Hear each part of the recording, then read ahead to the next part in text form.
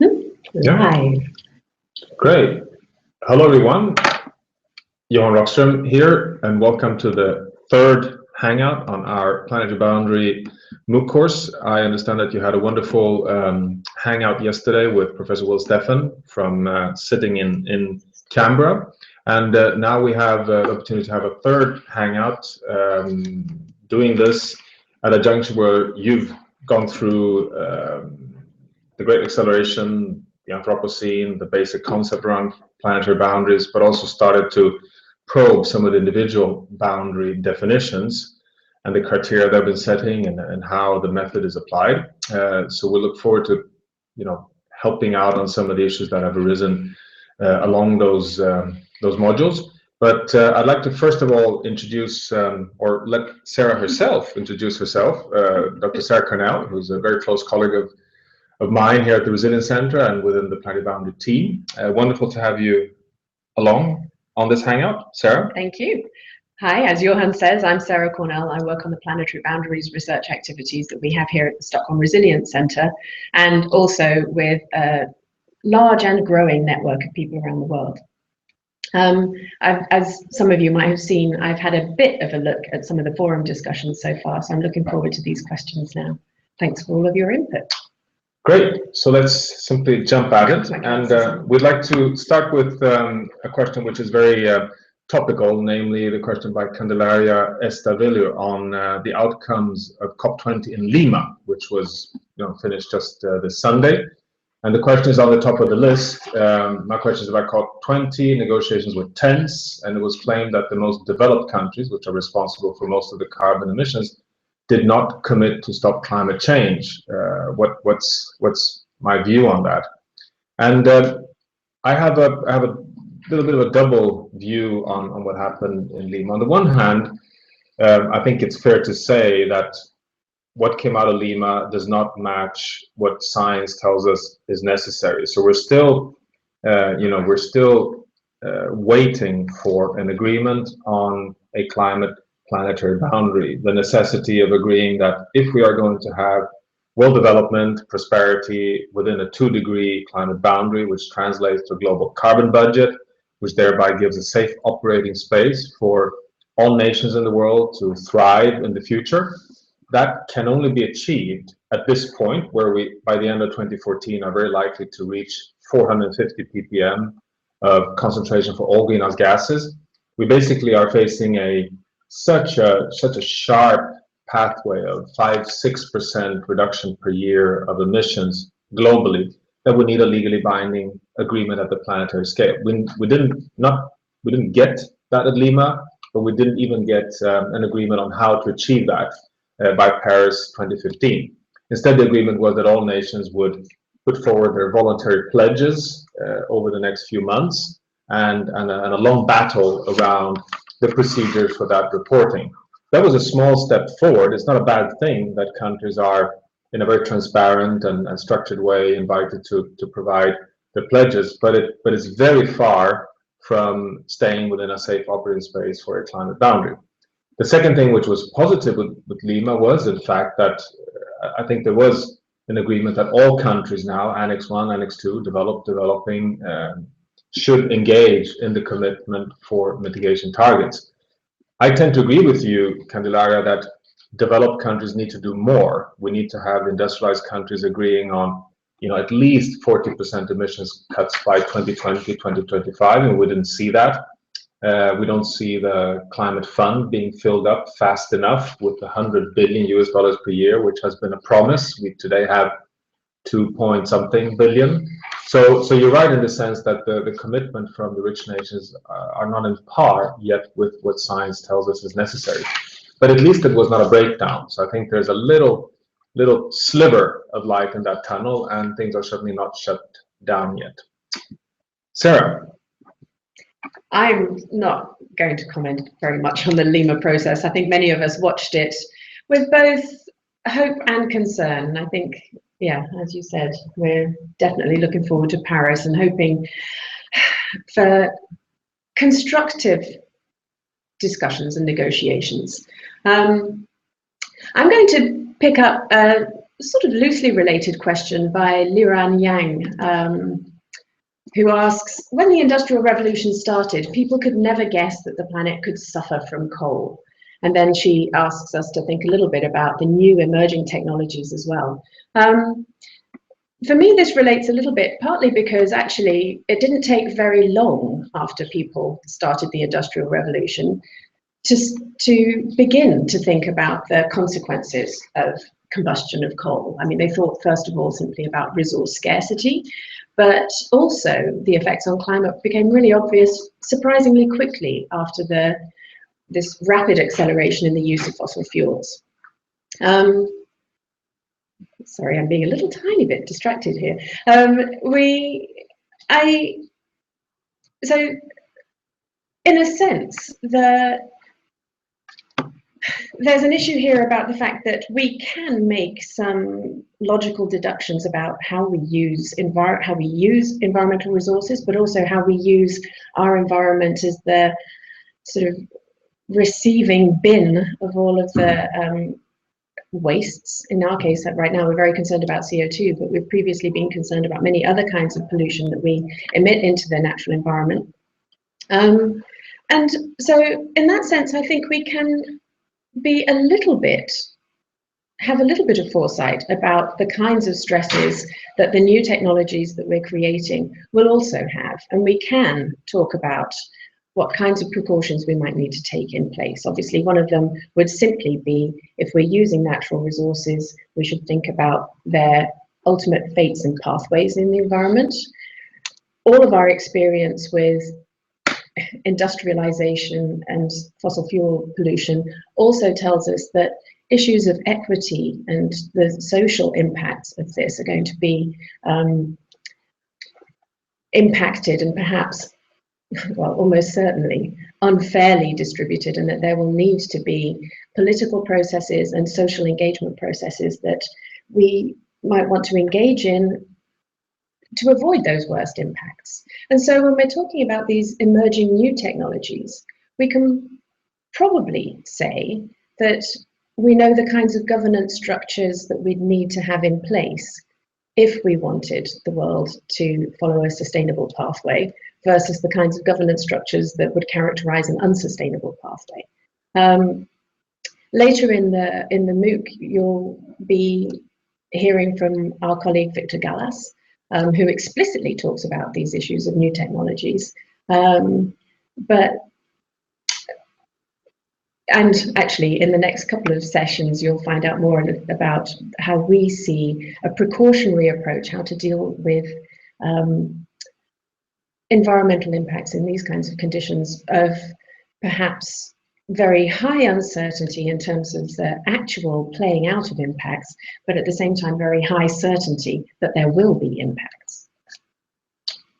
Great. So I'd like to address a question by Joe Day, which is about how we go about defining boundaries. So the question goes as follows: how did you arrive at the specific planetary boundary limits? You can skip those for climate and ozone because they're pretty well documented. And then comes a second question: why isn't human population a planetary boundary? Then actually a third question around the IPAT equation. But let's start with the first part of this question. So I really want to emphasize that the methodology is generic across all boundaries. So the first question, as you know, is to very, in a systemic way, try to answer the question: what are the Earth system processes that regulate the resilience of the Earth system? That gave us the 9 processes that we now have. And then the second question was, can we for each one of those find a control variable? And the control variable should be a variable that is associated with shifts and feedbacks as we change conditions for that process. It should also be, and we chose quite pragmatically, control variables that are measurable quantitatively. And then for each boundary process, whether it's climate change or whether it's forest cover, we scanned off the scientific literature to see where is the evidence along a control variable that science indicates that a system that regulates the Earth system stability, be it the oceans or forest or the global hydrological cycle, moves from being stable to crossing a threshold and being at risk of irreversible abrupt changes. So at each time if it's the climate system, the focus was at what concentration of greenhouse gases do we see evidence that we may see changes in feedback that can self-accelerate planetary evolution away from the Holocene. When it comes to land use, in the first planetary boundary analysis, we used land cover. In the second update we're now working with, we actually reversed that to more specifically focus on what matters, which is what's the minimum forest cover we need on the planet to keep the hydrological cycle operating, to keep carbon sinks operating, to keep habitats and biodiversity intact, and to keep flows of nutrients stabilized in a way that does not knock downstream systems over thresholds. And for each such system, we did it exactly the same way. So for forest, we looked at, okay, so what's the evidence in the rainforest in the world in terms of how much forest can we cut down? At what point do we cut down so much that we risk a flip to a savanna state? And we try to quantify the uncertainty range for that abrupt shift, and we place the bound at the lower end of that uncertainty. And for the Amazon rainforest, for example, you have scientists like Tom Lovejoy, Eric Lambin, and Carlos Nobres, and Pete Cox, and others who have been studying this for ages, and showing that, you know, somewhere when you cut down 15–20% of the rainforest, we start seeing so much change in the way the moisture feedback operates, the canopy cover, the turbulence in the system, that we can no longer exclude abrupt shifts into a savanna state. So that's the way the logic operates for every boundary. So there's no difference between them. And we will, in the different modules along the course, go through this quite in detail, in fact. Why is that population of planetary boundary? Well, for the simple reason that we do something which may, you know, I think you've already come across it, and it may be a bit surprising for us in integrated social ecological systems research to say, in the analysis of defining the boundaries, we actually take humanity out of the equation. It's like looking at the planet from space and asking, what will it take to keep the planet in a stable state? Once that is defined, it gives us the safe operating space where we can put population back. So population is an internal, let's say, variable inside the safe operating space. It's not a variable that regulates the Earth system. Whether we're 3 billion or 11 billion is, of course, having huge impacts on the boundary position, but it's not itself a regulator of how the Earth system operates. So that's why we distinguished those two. This is going to be a nightmare for the forum editing team, but anyway, I'm going to pick up first of all on the part of this where you were dealing with the uncertainty. So that's a question by Pierre-Olivier Cyr. But actually, I'm also going to come back to this issue of humans and where they sit, because several questions in the forum address that. Pierre asks, what exactly is the precautionary principle? It's actually had various framings. It's applied in policy to a lesser or stronger extent in various contexts, but my starting point is very much the Rio principles that were set out in the major sustainability conference in Rio in 1992, the original Rio conference. Rio Principle 15 talks about the precautionary principle, or expresses the precautionary principle in saying that in the absence or in the lack of scientific evidence about a particular risk, that if you don't have scientific certainty, that should not mean, and again, it's a very negatively framed principle in many ways, lack of scientific certainty should not mean that action should be postponed to avoid environmental degradation. So you can see it's almost like a triple negative there. But the European Union, in its implementation of the precautionary principle, frames it slightly more positively, saying that in conditions of very high scientific uncertainty, the balance of proof shifts to the polluter or to the person or entity that's responsible for causing the problem, not the thing, the society or the ecosystem that will be feeling the consequences. And I find that a more constructive way of framing the precautionary principle. We view the planetary boundaries as a precautionary approach, because we set the quantification where quantification is possible, and actually we have avoided quantification where quantification is not possible, precisely because of this issue of uncertainty. So we set the boundary where we can be sure of the lower band of the uncertainty range. So I hope that's answered Olivier's question. But I noticed that there are a couple of questions here too. Mike Connell asked about what's the role of human health in the planetary boundaries framework. Natalia asks about the governance of GM organisms and GM products, whatever they're called, genetically modified organisms. And again, I just want to reiterate what Johan has said, that although humans are very much at the heart of the global sustainability framework of the planetary boundaries, the boundaries themselves are framed in terms of human perturbation of the biophysical processes. And so in that sense, the planetary boundaries framework itself doesn't actually say anything about how we remain within that space. That discussion is very much a governance question, as Natalia points out.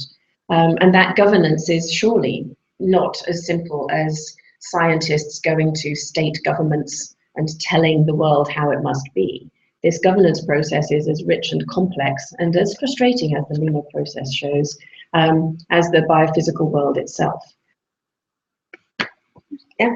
Oh, there's another add-on question to Natalia's, sorry. What checks and balances can be introduced into the model to overcome this major issue? In other words, this issue of that it's not just what matters in the world, but how we implement these choices that really makes the big difference for sustainability or not.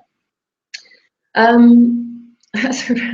might need to pause to think about that, what checks and balances. We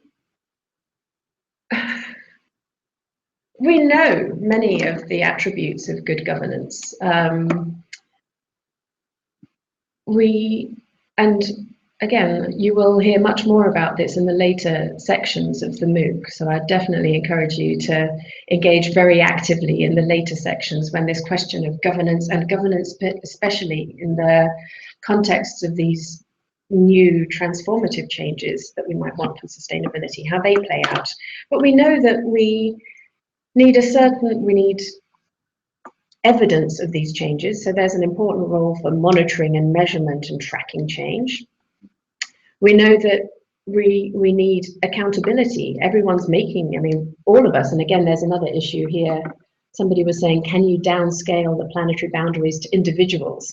In one sense, no, we can't. The planetary boundaries are framed at the planetary level because we need that global perspective as well as our individual responsibilities. Sorry, that was Michael Tost's question, and I'm not sure that we're currently answering, but I think we'll come back to that at the very end of this Hangout, because for me, that's a really important question. The accountability, and that's accountability of our decision makers. And as you've already heard to some extent in the MOOC, but you'll certainly hear later, our decision makers are no longer just national governments. We're very aware that society is steered by decisions by businesses, by local communities, by campaigning organizations, and by us as individuals as well. Transparency is helpful, and that becomes very difficult at the global level, but also it opens new opportunities at the global level. Remote sensing of environmental change means that we can see what countries are doing in terms of some kinds of environmental change, regardless of what annual reporting to governance processes says. And so that's another area of both research and political interaction. I think I'll leave it there for now. What's the next question? We're about to find out. Okay, so just a few comments on what Sergio said on Natalia's point about checks and balances. Let me just say that a red thread, I would argue, in terms of what planetary boundaries imply, is that we need more regulatory frameworks in the world, not less. We need strengthened global governance. We need to not fear. There's a tendency in the world that political leadership, regulations from laws, from taxes, and then different kind of economic incentives are viewed as environmental regulations, which somehow hamper development or pose a kind of a hinder to economic growth. What we see more and more evidence is that it's actually the reverse. And in the Anthropocene, in the Great Acceleration, where we need to, for the first time, address not only local sustainability, but also planetary scale sustainability, I think it's absolutely clear that we need stronger planetary regulation, not to hamper growth, but to set the scene, the stage, the safe operating space for development. So if anything, the checks and balances must be strengthened, very much more strengthened compared to in the past. And then on the question about individuals, that takes me directly to so Michael Toss' question about can we downscale planetary boundaries to individuals? There's a question by Jody Norman, a question that we got before the Hangout started, which goes as follows. What are some strategies for connecting the transgression of the nitrogen boundary and work done in the ordinary food systems? And here, there are two parts of the answer. One then that takes us to the individual. But the first one is, you're absolutely right, Jody, to raise this question, because of course, we are today transforming 150 million tons of non-reactive nitrogen that we take out of the atmosphere and transforming into reactive nitrogen, which would plug into the biosphere to feed humanity.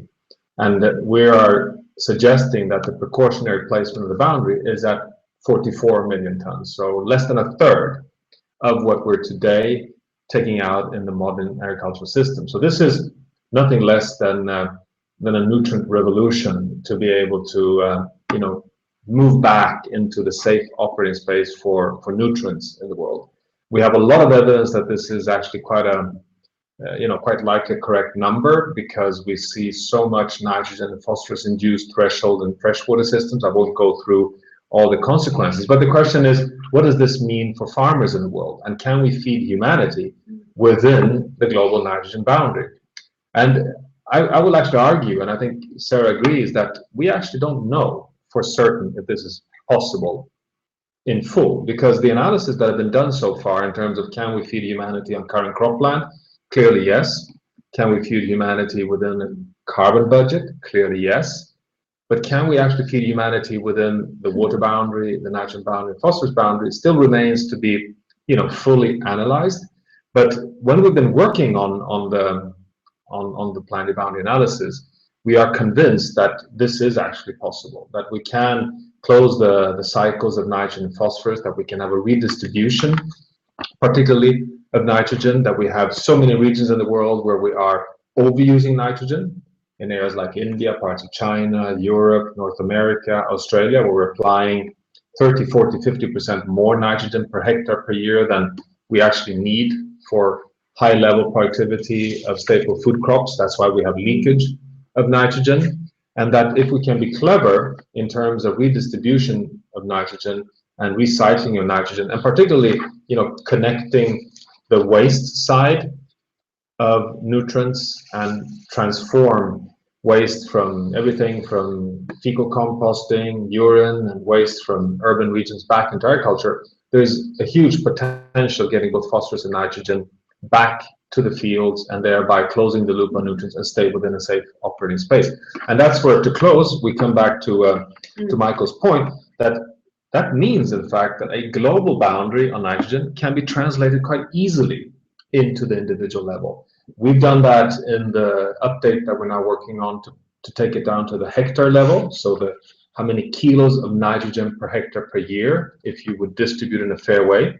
But you could even do it as a per capita distribution, of course. So you would end up in a situation which is, in my mind, quite a logical consequence of the Anthropocene. If we're in the Anthropocene, if we are in the Great Acceleration, and we're heading towards 11 billion people by the end of the century, clearly, in a world of finite resources, we need to start sharing in a fair way the remaining budget on nitrogen, on phosphorus, on water, on land, on carbon, And that takes us to the individual level. Everyone has a right to development, and everyone has a right to access of a fair share of the remaining ecological space on Earth. It certainly could, should also apply for nitrogen. So this is quite an exciting, I mean, it's not in the policy domain today, but this is just shows you that even though Sarah and I are emphasizing that we define the boundaries from the Earth system's operation perspective. We don't make any assumptions on human needs or human aspirations or GMO or politics or anything like that. But G doesn't translate to a new perspective on human development. It has an enormous transformative implication of how we view the future for humanity. So even though it's biophysical in its analysis, it has a very strong social connotation in its implications. I'll pick up. Oh, that's a tricky question. All right, I'll pick up on the nitrogen thing very, very Sarah quickly. does the tough questions here. I take the easy ones. I don't think so. I just the question. I mean, I'm looking at. Sorry, you can see that there's an awful lot of activity. I'm trying. We see the questions up on the screen in front of us, and that's why we're peering at things in complicated ways. Vivek Babu asks about diet diversification and its interaction with perturbed nitrogen and phosphorus cycles. And also it's linked to organic agriculture, for instance.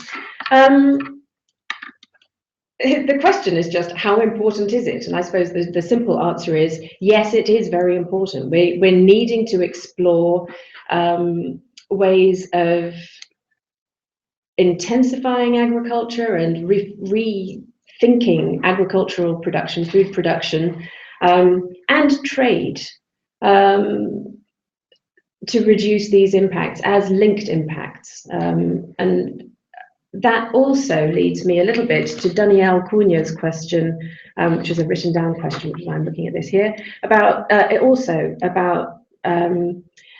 perturbed nitrogen cycles. What are the important subsystems in the nitrogen cycle, and how do we get this global effect? And then also, why do we need a global boundary instead of managing boundaries at the local or regional scales? We don't need them instead of. We need a global boundary as well as these local and regional impacts because of a whole range of subsystems. And this link to human systems through trade and the physical redistribution of nutrient elements around the world in food and other products. Bioenergy is another word that just flashed down the side of the screen a minute ago. That means that we're simply changing the proportions of the elemental cycles in a way that we can't anymore just think of them as one. We're recognizing that by changing the balance of nutrient supply in different parts of the world, we're changing the nutrient limitation. We're changing the way that ecosystems respond to the available mix, not just of nitrogen and phosphorus and carbon, but many other sort of biogeochemical components as well. Another subsystem is the atmosphere with a long-range transport. We don't just think of nutrient pollution as local, although local impacts can be very severe, but by being transported through the atmosphere, especially for nitrogen, it impacts air quality, it impacts climate, and through climate, it impacts biodiversity. So again, although we're talking about the boundaries as if they were single issues of concern, almost always the reason they're issues of concern is because of their interactions. And so we're concerned about the nitrogen at the global level because of its interactions with the climate boundary, with biodiversity and land cover and a whole range of other things. What else? What has just appeared on the screen? How important is human waste on the nitrogen and phosphorus flows? Actually, this is one of my pet topics. It's, I don't want to sound like an enthusiast particularly. In the Planetary Boundaries framework, our focus is very much on fertilizer production because that is actually the single biggest human perturbation to the nitrogen and phosphorus cycles. But it isn't the only substantially significant one. It's the one where if we make a concerted effort, we can make the most direct and robust step back from a pathway of unsustainability. Wastewaters, industrial wastewaters, and not just human waste, but agricultural waste, manures and things like that are very important for both nitrogen and phosphorus. What are the obstacles to implementing them? I can point you to the work of colleagues on this one, actually. If I'll come back to the forum later and post some links to some really important work that's happening. I've got colleagues we have colleagues at Wageningen University in the Netherlands, which is one of the leading centers for sustainable nutrient management. You might also find it interesting to look up a very readable document called Our Nutrient World by the International Nitrogen Initiative and UNEP.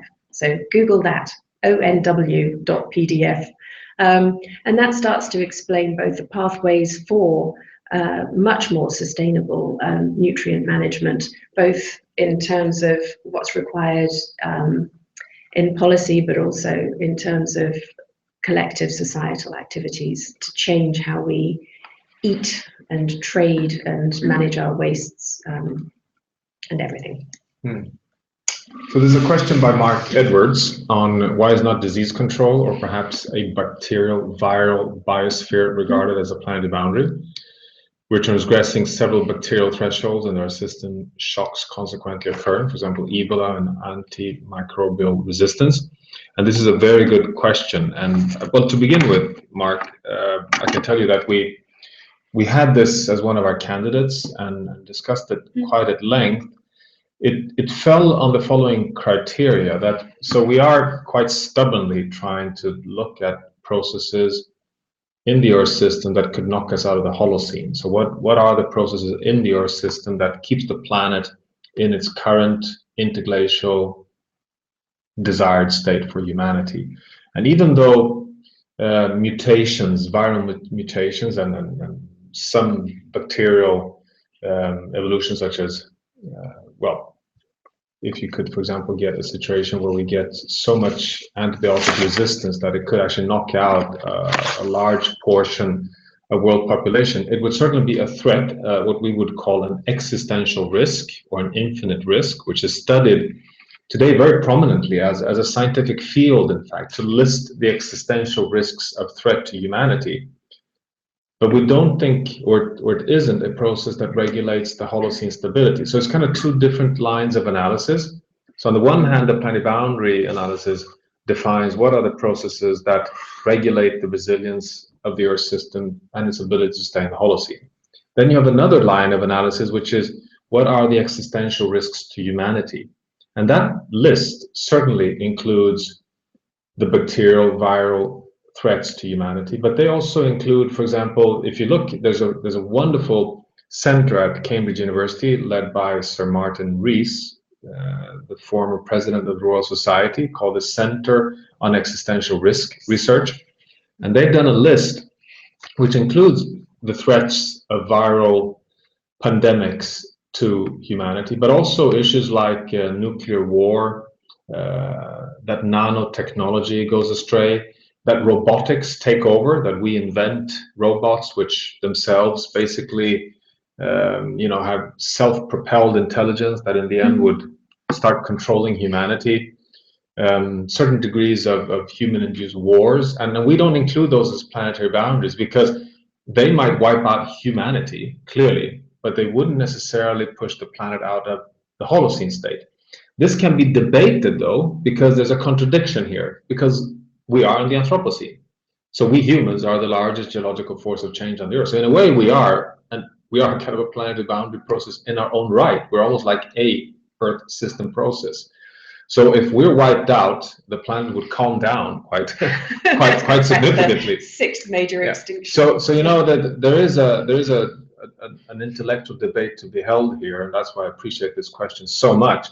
But I hope you understand how we reasoned when we try to look at the biophysical processes that keep the planet in the Holocene, while engaging, I can tell you, we're engaging quite actively in the science on existential risks, which I find to be a very important line of research in the Anthropocene, because it really arises also from the Anthropocene, as the as does the Planetary Boundary Science. So check out that Center for Existential Risk Research at Cambridge University.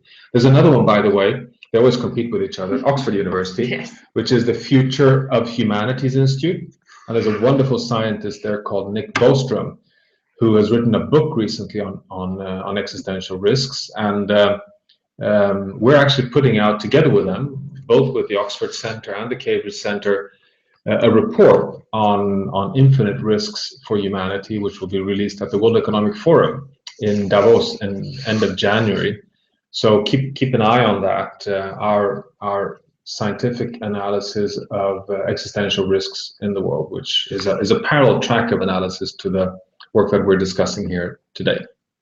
I pick up on that a little bit, this point about the ongoing debate, because actually in some ways that's very resonant to the discussion that we had about changing the name of the chemical pollution boundary to something that was more inclusive. And again, precisely because we can think of some things that could have a globally systemic impact. Yeah, so I think, Mark, I'd say that that's still very much a thing that's a discussion underway, but it would have to have, in order for a planetary boundary to be considered, it would have to have this Earth system impact. That actually leads me to the next question. The following question just below was Cliff Krolik's question of the many biodiversity extinctions through the last 75 years. And that's quite an interesting question because for a start, it's apparently framed very much in terms of species. I'd argue that we think of biodiversity much more broadly, or we must think of biodiversity much more broadly than just a counting of species. We're interested in the whole variability and variation of life on Earth, of ecosystems. And so, yes, I think, we have seen habitat loss as well as species extinctions over the last 75 years. But there's a very interesting new area of research, not new, I suppose it's thousands of years old, on novel and emerging ecosystems. We do have evidence of novel ecosystems arising as a result of either deliberate or accidental human intervention. I suppose we probably also have species. I mean, you can tell, I'm not an ecologist or a species biologist in that sense, but yes, species are evolving now as well. The big problem is we're very certain that we're destroying them faster than they are as individual species able to adapt in response. But I think that this issue of how we manage damaged and degraded ecosystems is absolutely crucial, and I'm hoping that it does come up in the later themes of the MOOC, doesn't it? Sorry, checking for. As we talk about, for instance, urban ecosystems, trying to improve the way that we live with nature, that we reconnect with the biosphere in our living environment. Those issues are going to need extremely close attention at the moment as we continue to expose natural ecosystems around us to the kinds of pressures that the planetary boundaries are designed to alert us to. So, yes, that's a rather complicated answer to a rather simple question. So I'm taking a very interesting question here, which is from Leila Senjik, perhaps. If you educate a man, you educate one person. If you educate a woman, you educate a nation, is an often heard quote. What are your thoughts on the relationship between sustainability, gender equality, and education? And how do you integrate them in your work? And this is a fabulous question, and you might want to help me here a bit, Sarah. But let me start by saying that I respect this question a lot, and to put a very simple statement, I'm absolutely convinced that if the world was ruled by women, we would have come much further on sustainability. Why that is so, I think one can have endless discussions about, but clearly there's something about gender equality which adds value to sustainable development, and in the male-dominated power structures in the world, clearly it has I think, on evidence, contributed to an acceleration towards a disconnect between economic growth and what we call development and the biosphere. And we want to reconnect our development to the biosphere. I think gender equality is absolutely essential. And that couples to education, because we know also on empirical fact that the most effective investment to basically support an evolution away from poverty and away from overpopulation is to invest in girls' education in schools. So of course, in terms of sustainability and in terms of development, we've all to win to take a gender equality approach to sustainable development. That said, though, I'm among those who, and that's not because I'm a man, but I don't make that separation so bluntly as this quote is made. I think there are examples of both great women and great men in terms of engaging for a better world. And I mean, Mahatma Gandhi being one, but I think the most prominent leader in the world today who does most for sustainable development, in my mind, is the German Chancellor Angela Merkel. She has stood up and said that Germany, the fourth largest economy in the world, stands by its promise to reduce emissions by 40% to 2020, despite shutting down nuclear power. That's the grandest climate experiment on this planet, and she's really staying on that road. She's a woman, but remember that she's also a physicist. And she has a PhD in physics. So she has the magic combination of a very good education and being a female leader. So of course, there's a mix here. Is that a gender issue or what is it? Well, one can argue forever, I guess. But clearly, we lose out if we do not address exactly this dimension of gender equality. How do we integrate that in our work? Well, we do, in fact, connect gender issues in our social resilience research, particularly when we do applied work in different communities around the world. But we are not, for the reasons we've been kind of explaining right through this chat, including it in the analysis at the planetary scale of the planetary boundaries. But it's a very interesting question, so thanks for that, Leila. I'll come in on a couple of issues here. One very much in the practical, real-world context of the Sustainable Development Goals. It is really clear that gender equality, gender fairness is an important part of sustainability. Probably won't surprise you all to know that I've got a slightly different perspective on how we deal with gender in global change science as well than Johan. I mean, it's very easy for us to say, well, to simply not see gender at the global level, because we're talking, it is such a high level of abstraction. We're abstracting absolutely everything when we're trying to describe Earth and its richness and its complexity as a system. But I think that there's a growing focus on the fact that by simply talking about the global human, we, as if there were one universal kind of global human, we then make it very difficult to even ask questions about how to play out these issues of difference and diversity. And so I think there's a growing movement in global change science especially, but across lots of sustainability research, to be more explicit, not just about the most conspicuous and obvious difference of men and women, but the many other differences that become very important as we talk about moving from this abstract knowledge, which is very much my own background and our normal day-to-day work, to the real-world application where those differences matter tremendously. How do we integrate them? It's often surprisingly difficult, even to just sort of say, please, can we make sure that we've got both men and women represented in panels, or are the processes for research funding transparent enough to make sure that we don't have inadvertent bias on gender?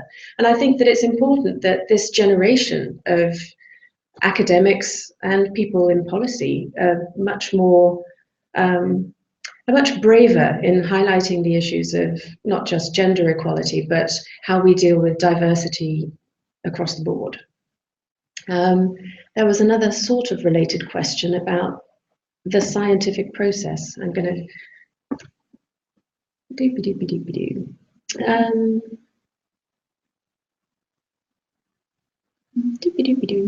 all right, we'll leave it there for now and look at another question that looks appealing. There have been several new ones since I last looked. Should I jump at this internalizing cost? Oh, oh yes. So Michael Next steps. Asked, have you looked at monetizing the planetary boundaries so that their costs can be internalized rather than being considered externalities? And absolutely. We haven't done it. It would be wonderful to do. We have a close relationship with Robert Constanza and his group sitting at the Australian National University today, which has done the most comprehensive monetization of ecosystem services at the planetary scale. And I think this is, this is a debated issue. Is it or is it not, an operational tool to put monetary values on Earth system processes or planetary boundaries or ecosystem services as a part of our economic development model? I would argue it is. I think it's an important step, and the reason for that, the argument against is to say, well, but you can never get the numbers right. It's so complicated. A lot of the ecological functions have infinite value because if you lose a species, it's lost forever. How do you value that? Some regulatory functions could even undermine the entire ability for civilizations to live. I mean, if we knock the Greenland ice sheet across the threshold and irreversibly let it melt, you'll have 7 meter sea level rise. How do you internalize that cost? So, of course, there are a number of very large challenges, but my view is very pragmatic, that as long as we live in a GDP-based world reality, where the logic is that if we don't monetize planetary boundaries, they are a subsidy. They are a direct subsidy to our economy, which means that we can cheat ourselves. We create more, let's say, value output or lifestyle than we actually deserve because the planet is subsidizing. We are polluting the atmosphere, we're overusing forests, we're undermining fish stocks at no cost. So as long as we're in that obsolete reality, we need to internalize costs. The dream is, of course, to step out of that reality and to be in a realm where we value our ecological functions and the resilience of the Earth system so much that we agree as a world community that certain functions in the Earth system have infinite value and need to be managed. We become planetary stewards of these systems without necessarily operating within, a clunky macroeconomic model. But we're not there, and we won't be there in a generation. And because it's within this generation that we need to bend the curves and, return to a safe operating space to avoid pressing buttons where we get irreversible Earth system driven changes that could push us away from the Holocene, I think we simply need to work with the engine we have, and the engine we have understands only dollars. So let's have a debate here, Sarah. We do. Don't get me started on the corporate engine and the dollar mindset. I think that's definitely going to be a topic for the next set of Hangouts too, when we've got Kate Rayworth coming in, who's an economist, who will have a wonderful time talking about this. I've got a very quick answer to Eva Lenke's question on the novel entities, who says, I'd suggest that no matter where the limit is set, we're already way past it. And actually, that's exactly at the heart of many of the discussions that we've had with our colleagues in this new field of global ecotoxicology. In the past, ecotoxicology has been very much laboratory and local problems, but we're beginning to really understand our capacity to influence global systems through the creation of synthetic, highly toxic substances.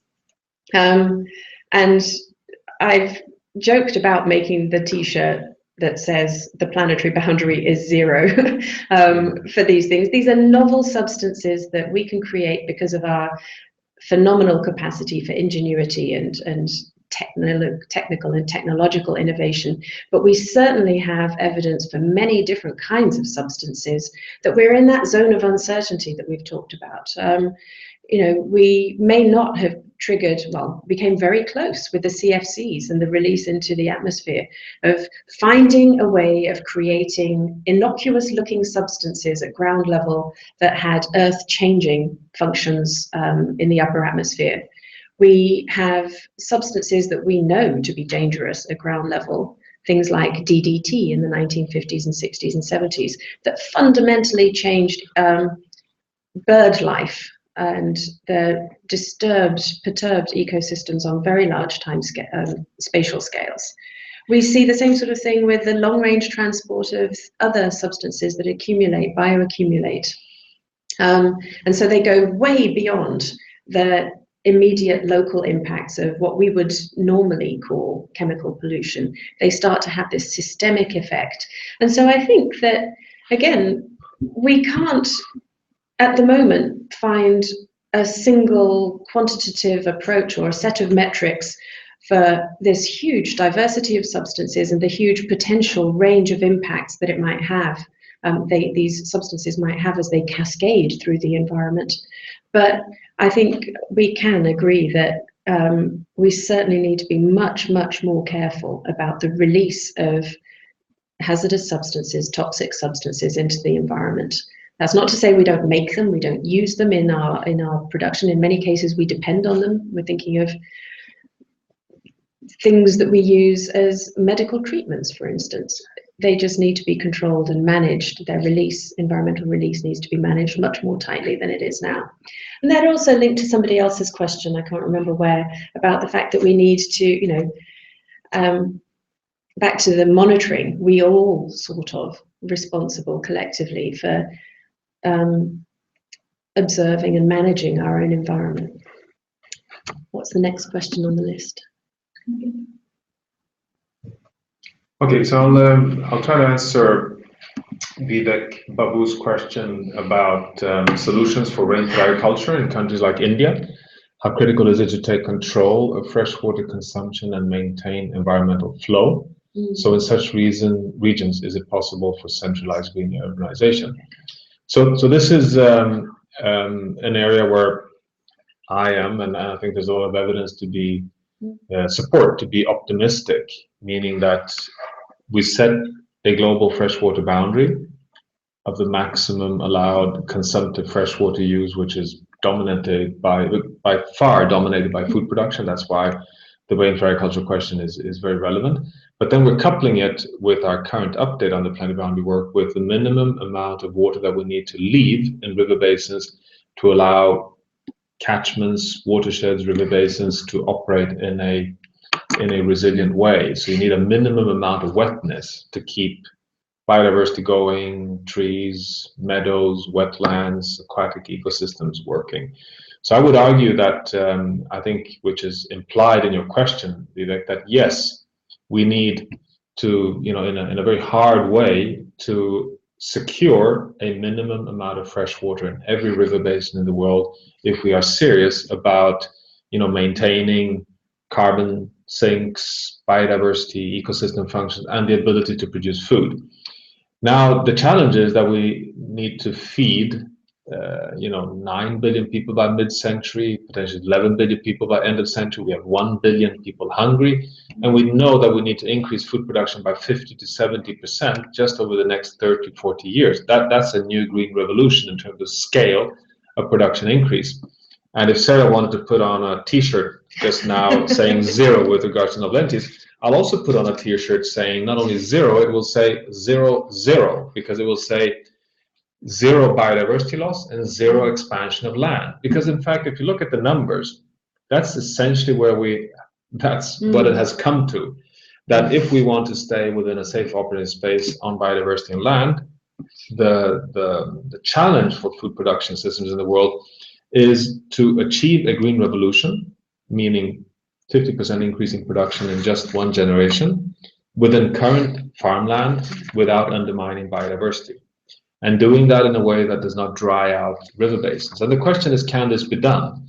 And I would argue that the biggest untapped potential is in the rainfall agricultural area, because irrigation, which is the largest consumer of fresh water and is relatively productive, even though huge improvements can be done, even larger untapped potentials are in rainfed agriculture, where we're losing over half of the fresh water just in evaporation and erosive runoff. So, everything that India has done over generations in terms of river diversions, water harvesting systems, different types of soil and water conservation systems, sand dams, different kind of gully plugging systems, the whole palette of innovative, small-scale innovations that can keep fresh water in the soils to be used more effectively in small-scale agriculture can and have proven to be able to both double, triple, and often quadruple yield levels in small-scale rainfed agriculture. So I think the solution for the world in terms of food supply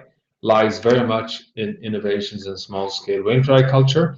And if there's a go-to place in the world to learn from indigenous knowledge, it's India.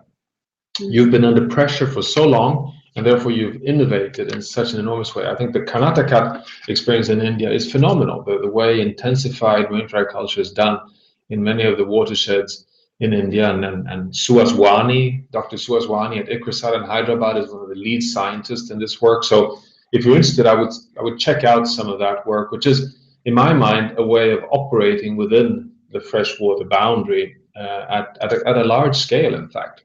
So this is an area that is challenging, but I think there's a lot of promise here. And anyway, I think you're representing a part of the world, Vivek, that sits on large parts of the solution.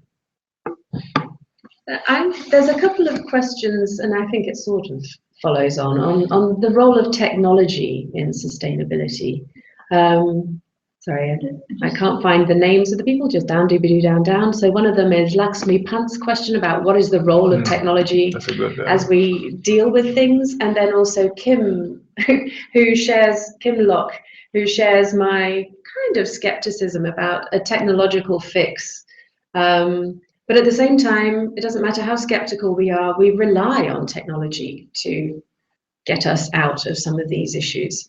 And it also links, for me, it also links a little bit to Jenny Johnson's question, which came from the forum rather than up here, on how do shocks help in terms of managing situations or shaping policies, or I'd argue here, making the kinds of shifts towards sustainability that we may need. Kim talks about the lack of political will, and I mean the 4 boundary areas that I work most closely with are climate change, biodiversity loss, which I'm new to since I moved here 3 years ago to SRC, chemical pollution, and the biogeochemical changes. In all 4 of those global areas, we see major implementation gaps of policies that have actually been in place for quite some time, in some cases since before even the 1992 conventions. So we've got policy, we've got enormous infrastructure for debating policy. The recent UNFCCC discussions are a very clear example of that. But yes, we still lack the political will. And I think it's depressing, but also kind of pragmatic recognition that very often it is only when things reach an acute state or when things have reached a situation of shock that we start to get that awareness and precisely the incentive and political will to shift to what we know we should be doing anyway.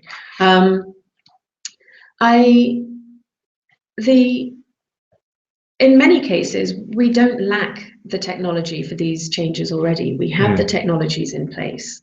We actually have the policies in place. And again, I think some of it is simply political will, but we get political will by people mobilizing behind our politicians.